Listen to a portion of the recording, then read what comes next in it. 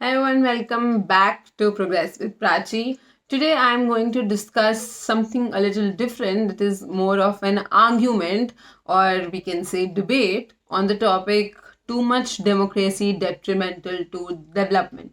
The topic means कि क्या बहुत ज़्यादा डेमोक्रेसी हो जाने की वजह से डेवलपमेंट पे हैम्पर होता है या डेवलपमेंट रुक जाती है या खराब, डेट्रीमेंटल का मतलब खराब होती है डेवलपमेंट के लिए. So this is the question. So start करने से पहले एक छोटा सा इंट्रोडक्शन लेंगे कि क्या होती है डेमोक्रेसी. डेमोक्रेसी एक पार्टिसिपेटरी फॉर्म ऑफ गवर्नमेंट है जिसमें लोगों को इंक्लूड किया जाता है, जिसमें इंक्लूजन का आइडिया होता है, फ्रीडम का आइडिया होता है, चॉइस का आइडिया डेमोक्रेसी का पार्ट होता है. ये अडॉप्ट किया गया था इन ऑर्डर की टू प्रोवाइड एक हॉलिस्टिक ग्रोथ हो, पॉलिटिकली और इकोनॉमिकली एक नेशन की ग्रोथ हो, इसीलिए डेमोक्रेसी को अडॉप्ट किया गया था. ये सिटीजनरी को, लोगों को इन्वॉल्व करता है, उनको इंक्लूड करके डेवलपमेंट करता है, और ना कि सिर्फ इकोनॉमी की but human development, environmental development, social development and political development भी इंश्योर करता है. सो पहले हम फॉर की बात करते हैं कि क्यों डेमोक्रेसी बहुत ज़्यादा होने की वजह से why is it detrimental to development, क्यों democracy is detrimental to development. So सबसे पहला पॉइंट है डेमोक्रेसी मतलब पार्टिसिपेशन. जैसे मैंने आपको पहले बताया, पार्टिसिपेशन मतलब डिस्कशंस, और कभी कभार ये डिस्कशंस डिले कर देते हैं डेवलपमेंट को. So which means discussions delays development. Bills हो गए, पॉलिसीज हो गए, उसके बाद media discussion, newspaper discussion, public debates, protest, strikes, इन सब चीज़ों की वजह से मिसगाइडेड इंफॉर्मेशन, डिसीजन मेकिंग थोड़ी सी स्लो हो जाती है, डेवलपमेंट प्रोसेस स्लो डाउन हो जाता है और डेवलपमेंट के आगे हर्डल्स आते हैं. Point number 2 is focus on election rather than governance. जो सरकारें होती हैं, जो पार्टीज होती हैं, उनका फोकस इलेक्शंस पे ज़्यादा रहता है और गवर्नेंस पे कम रहता है, क्योंकि जो कॉन्सेप्ट है बाय द पीपल को बहुत ज़्यादा सीरियसली ले लेती है हमारी सरकार, और गवर्नमेंट आफ्टर गवर्नमेंट सेम चीज़ें होती हैं. ना ही सिर्फ वो टाइम स्पेंड करते हैं इलेक्शंस पे, बट फाइनेंसेस भी लगते हैं, पैसा भी खर्च होता है. विच पैसा पैसा तो आपके पास 100 ही रुपए है ना, आप 100 रुपीज़ को आप किस चीज़ में पुट करते हो वो डिपेंड करता है. आप वो 100 रुपीज़ इलेक्शन में खर्च कर रहे हो, आप वो डिफेंस में खर्च कर रहे हो, आप वो डेवलपमेंट में खर्च कर रहे हो. सो मनी तो लिमिटेड है, but because of the election, continuous election again, कभी स्टेट में हो रहा है, कभी सेंटर में हो रहा है, सो जिसकी वजह से अलग अलग, और इतनी सारी स्टेट्स हैं, हर स्टेट में अलग अलग टाइम पे होता है. मैंने वन नेशन वन इलेक्शन के बारे में भी बात करी हुई है. That was the very first topic जो हमने डिस्कस किया था. तो उसमें मैं बताया था मैंने आपको कि अगर सब कुछ एक साथ होगा तो हमारा फाइनेंसेस बच जाएगा, और सरकार के पास समय होगा गवर्नेंस पे, गवर्नमेंट सरकार कैसे चलाएं उस पर ध्यान देने के लिए. Third is rapid change in people's attitude. लोगों का एटीट्यूड बहुत जल्दी बदल जाता है. पीपल, जनता बहुत जल्दी भूल भी जाती है चीज़ों को, इश्यूज़ को.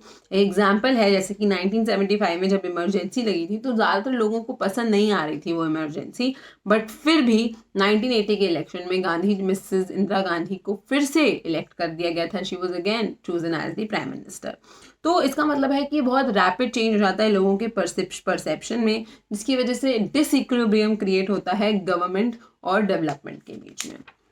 Next up we have is revision of policies discourages investment. अब क्या है, बार बार नई सरकार आ रही है, बार बार हमारे सरकार का डिसीजन चेंज हो रहा है, क्योंकि वो जनता को खुश करना चाहते हैं, वो सिटीजन को खुश करना चाहते हैं.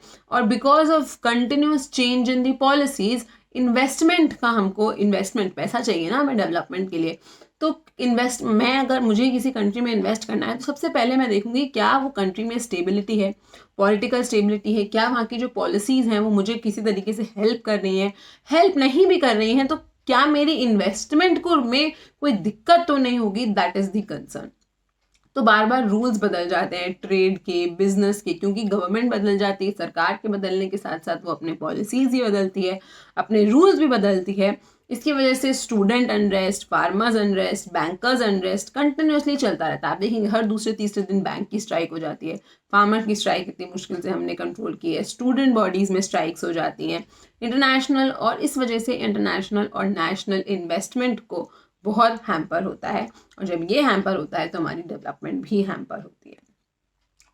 One more point is voting is a skill. जो वोटिंग है वो एक स्किल है, यानी कि वोटिंग ये इस पे डिपेंड नहीं करनी चाहिए कि कौन क्या प्रॉमिस कर रहा है, बट इस पे डिपेंड करनी चाहिए कौन क्या डिलीवर कर रहा है. जिसने प्रॉमिस किया उसने किया या नहीं किया, उस हिसाब से आपको अगले साल वोटिंग करना चाहिए.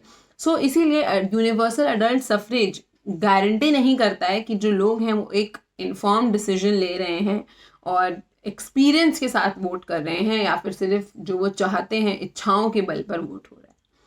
These are certain points. You can add more points to these. This is my research. I have had word limit के हिसाब से मैंने 5 points ये बताए हैं.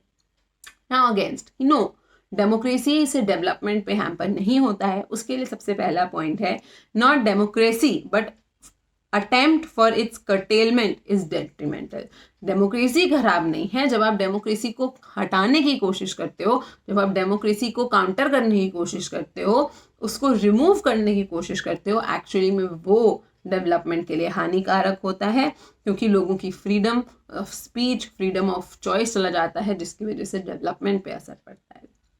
Point number 2 is none of the governmental models have succeeded. For example Iran, Iraq आप देख लो, वेरी रिच, बहुत अच्छा खासा उनके पास रिसोर्स बहुत रिच है, ऑयल है उनके पास, and oil is something which is of the highest value, contains value for every nation, but still they are not rich countries क्योंकि उनकी गवर्नेंस सही नहीं है, उनकी पॉलिटिकल सिस्टम सही नहीं है.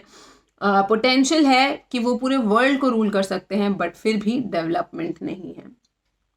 टर्की विद अर्दोगान, टर्की भी अर्दोगान की वजह से, अर्दोगान के आने के बाद से इकोनॉमिक क्राइसिस से गुजर रहा है.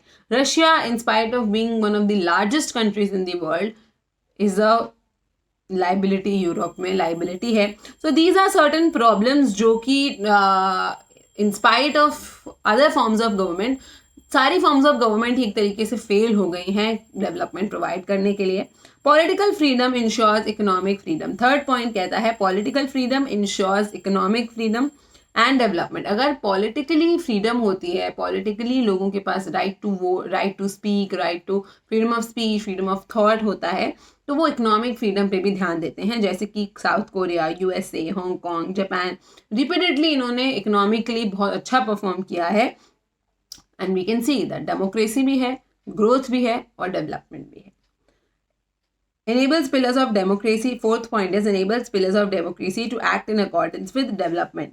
डेमोक्रेसी इंश्योर करता है, अगर डेमोक्रेसी बनी रहेगी तो इंश्योर होता है कि अकाउंटेबिलिटी रहेगी लोगों की, लोग ट्रांसपेरेंसी से काम करेंगे, क्योंकि अगेन उन्हें सिटीजन्स को से वोट भी तो चाहिए ना अगली बार.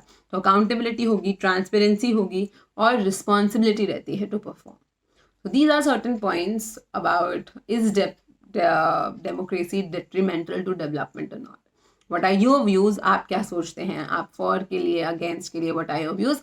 आप कमेंट सेक्शन में बता सकते हैं. Thank you for watching and have a nice day.